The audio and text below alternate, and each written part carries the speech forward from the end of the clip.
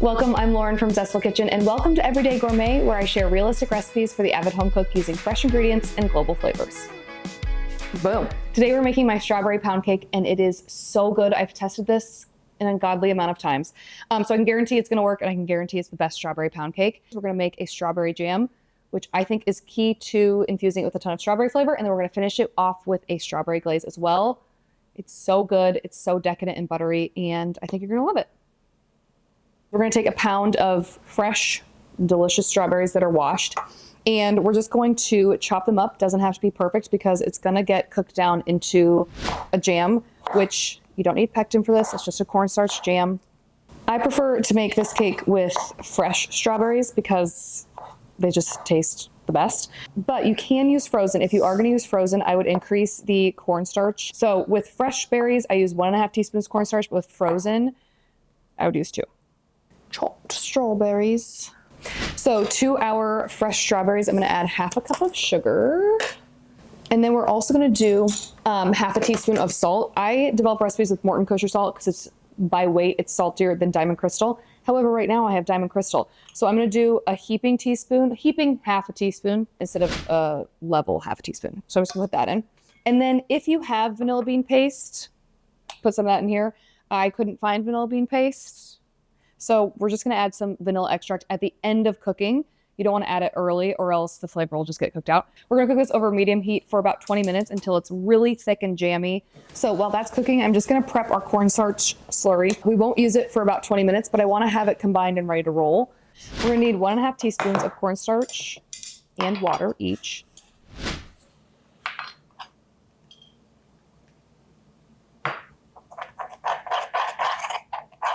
She is bubbling.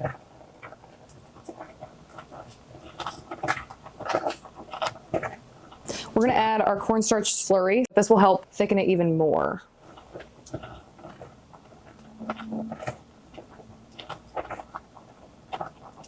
So we're gonna put it in a bowl and we're going to chill it. You want it to be pretty chilled before we layer it into the batter. Since we aren't using vanilla bean paste, which I recommend doing, if you don't have it, don't want to buy it, which I get, you can just do a splash of vanilla. So I'm just going to do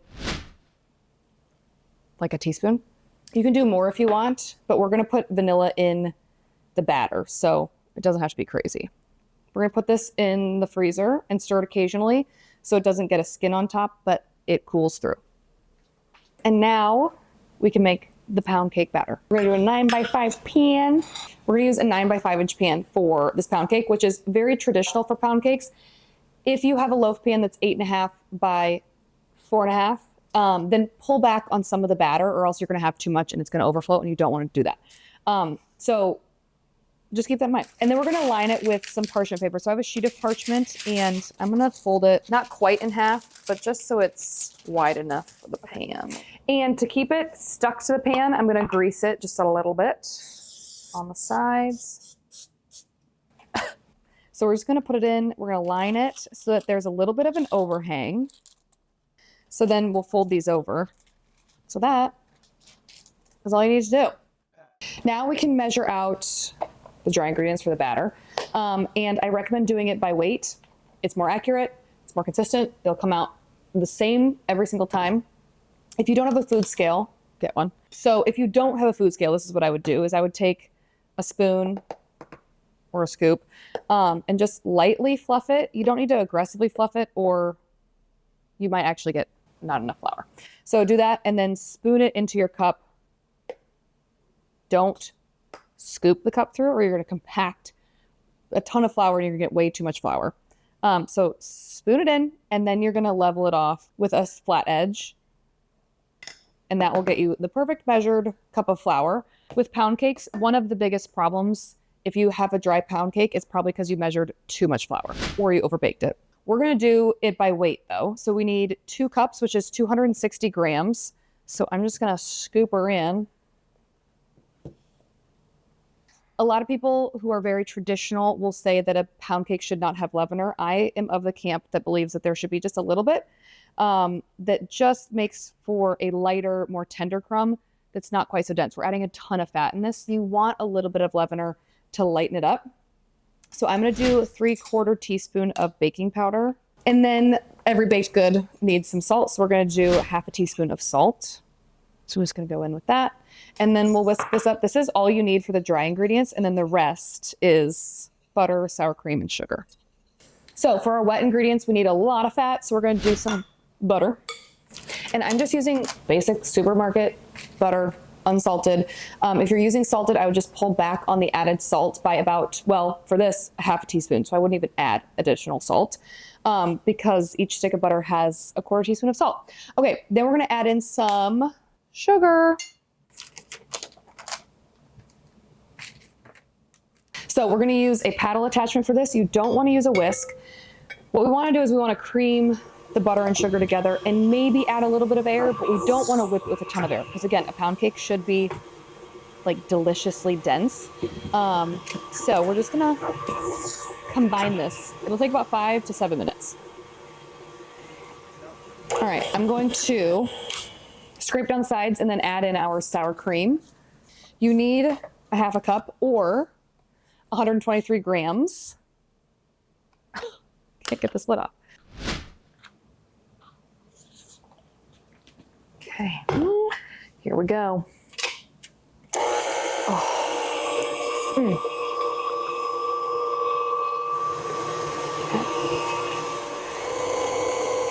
Okay, our sour cream is gorgeously incorporated, and now we're going to get our eggs prepared. So we're gonna need 4 large eggs. If you're using a smaller egg, you're not gonna have the right texture. So an egg out of shell should be about 50 grams. So if you aren't sure what size you have, you can always weigh them. And it's important to have room temperature eggs because A, they'll incorporate more evenly, but if you're using a cold egg, you'll actually have really big air pockets in your pound cake. So when you slice into it, there'll be pretty big holes. And that's not a problem. It's still going to be delicious, but it just is not what it's supposed to look like. A pound cake should be really uniform in texture. And we're going to slowly incorporate them into this fatty mixture. It's going to look curdled. That's very normal. All is fine. We're gonna add a tablespoon of vanilla extract. Yes, we're using a whole entire tablespoon. If you don't want that much, you don't have to that much. And then we're gonna mix it. We are almost ready to assemble.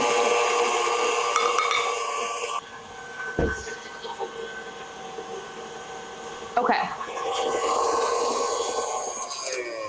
So I'm just gonna leave it on low, and then we will slowly mix in our dry ingredients. And you don't want to overmix. All right, I'm just gonna fold in any extra pockets of flour by hand. Make sure you get to the very bottom, because oftentimes in these mixers, if you're using a stand mixer, the bottom will have just some pure fat down there. So you want to make sure it's all incorporated evenly. So we're gonna layer the cake a third of the batter and a third of the jam layered. So you can do this by cup measurement or you can do it by weight. I'm gonna do it by weight because it's easy. But if you are not, 1/3 of the batter is 1.5 cups of batter or 338 grams. Then we need 1/4 cup of the jam, which is 75 grams.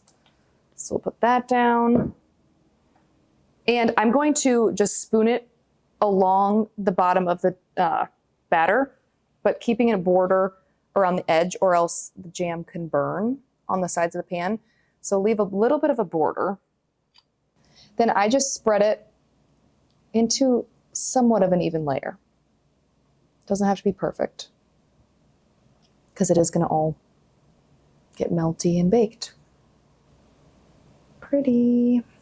So again, keep that border around the edge or else you will have a burnt edge to your cake and I don't wanna hear about it. All right, 338 grams go down again. And then we'll spread it. Gorgeous. Okay, then we're gonna do another layer of jam.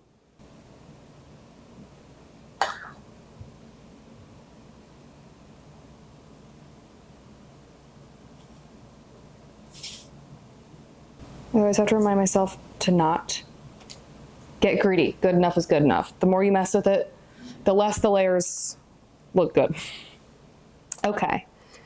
And then the rest of the batter. 338, it's so perfect. It doesn't seem like it's gonna be a third when you're putting that much batter in, but it is. All right, spread that out. Gorgeous. Okay, the final bit of strawberry jam.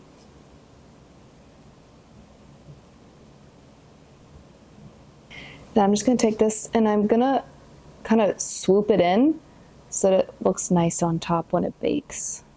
You want a little bit of that batter to come up. Yum.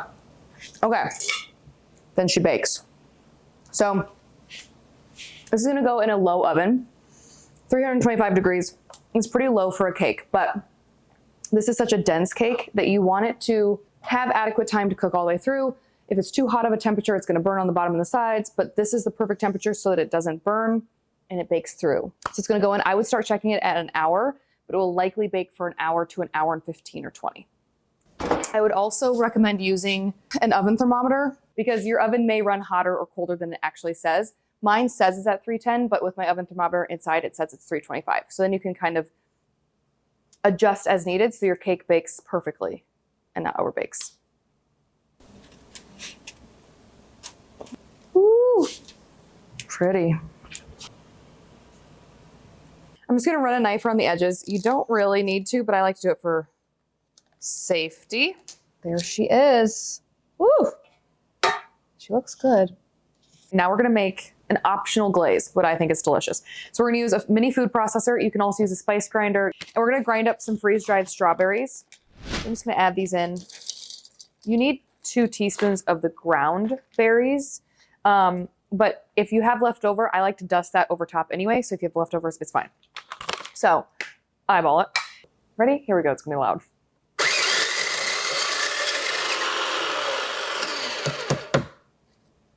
Whew. Oh yeah. So now we have this gorgeous powder. It is very pretty. Inherently with freeze-dried berries, you're gonna have some seeds, so you can use a fine mesh sieve if you want to remove those. I'm not gonna worry about it. So we're gonna start with 1/2 cup of powdered sugar. Then we're gonna add 2 teaspoons of our freeze-dried berries. And then we need 5 teaspoons of 1/2 and 1/2. And I had already bought cream. I didn't wanna buy 1/2 and 1/2 because I'm cheap, I don't know. So we're gonna do 2.5 teaspoons of cream and 2.5 teaspoons of milk to make 1/2 and 1/2. You can also just do whole milk if you want. Super decadent, you could just do all cream. And then I'm gonna add a pinch of salt. Okay, and then we'll just whisk it up. And we will adjust the thickness as needed with more powdered sugar or milk.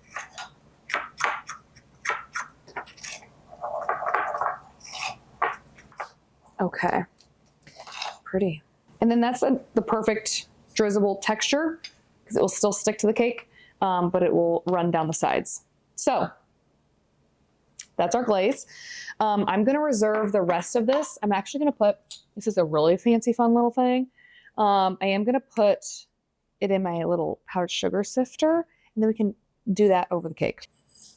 So I'm just going to put it in there. I mean, what?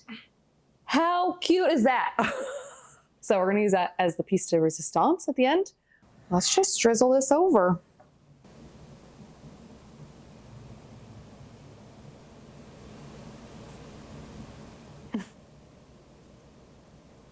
What fun. That is strawberry through and through. We're gonna try this gorgeous strawberry pound cake. I'm gonna cut it in half and then get every bite that I want. I'm gonna go on the top. That is the perfect bite.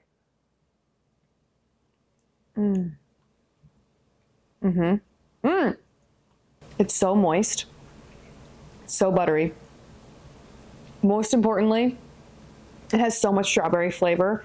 The jam is so fresh and berry forward, but it's not cloyingly sweet. So using a store-bought jam isn't going to work here. You can, but it won't be nearly as good because it's going to be far too sweet and not berry enough. It's so good. This would be delicious with a scoop of ice cream or a little bit of whipped cream. It's fancy, it's festive, but it's also just like really, I don't know, nostalgic and like down home a little bit. Like your grandma would make this. I don't know. I love everything about this. It's the perfect dessert for summer. I hope you enjoy it. The recipe is linked below in the description. Let me know if you make it, and I hope you meet me back here next week for another Everyday Gourmet. Was I long-winded?